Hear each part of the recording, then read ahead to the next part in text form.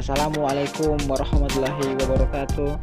Halo teman-teman, perkenalkan nama saya Randy Wemese dari kelas 12 IPS 2. Di video kali ini saya akan menjelaskan materi mengenai pasar lokal, keselamatan, dan kesehatan kerja. Oke, tanpa berlama-lama lagi, mari kita ke videonya. Selamat menyaksikan.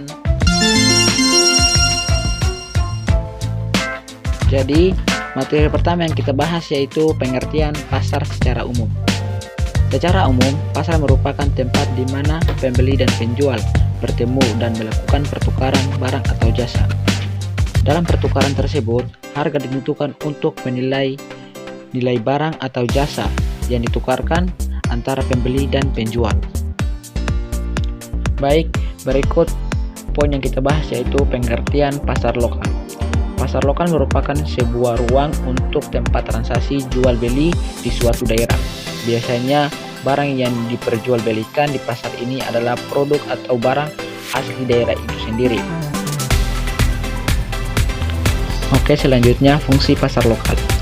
Selain tempat transaksi warga setempat, fungsi lainnya pasar lokal adalah sebagai penyediaan produk yang menjadi ciri khas suatu daerah. Next point yaitu ciri-ciri pasar lokal. Ciri-ciri pasar lokal terbagi atas 4 bagian, yaitu 1. Terdapat calon pembeli dan penjual. 2. Terdapat jasa ataupun barang yang ingin diperjualbelikan. 3. Terdapat proses permintaan serta penawaran oleh kedua pihak. Dan keempat yaitu terdapat interaksi antar pembeli dan penjual, baik itu secara langsung maupun tidak langsung. Berikutnya kita akan membahas mengenai keselamatan dan kesehatan kerja. Keselamatan kerja.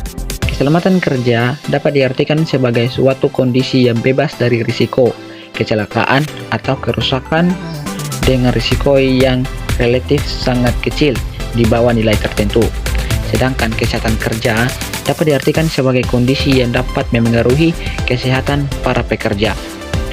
Menurut Kamus Besar Bahasa Indonesia, keselamatan dan kesehatan kerja adalah suatu kondisi kerja yang terbebas dari ancaman berbahaya yang mengganggu proses aktivitas dan mengakibatkan terjadinya cedera, penyakit, kerusakan harta benda, serta gangguan lingkungan.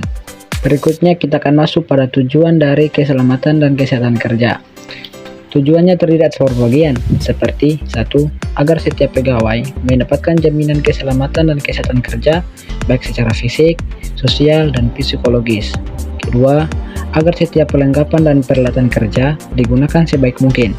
Yang ketiga, agar semua hasil produksi tetap terjaga keamanannya. Yang keempat yaitu agar tidak adanya jaminan pemeliharaan dan peningkatan kesehatan gizi pegawai. Kelima, agar terhindar dari gangguan kesehatan disebabkan oleh lingkungan atau kondisi kerja. Dan yang terakhir yaitu agar setiap pegawai merasa aman dan terlindungi dalam bekerja.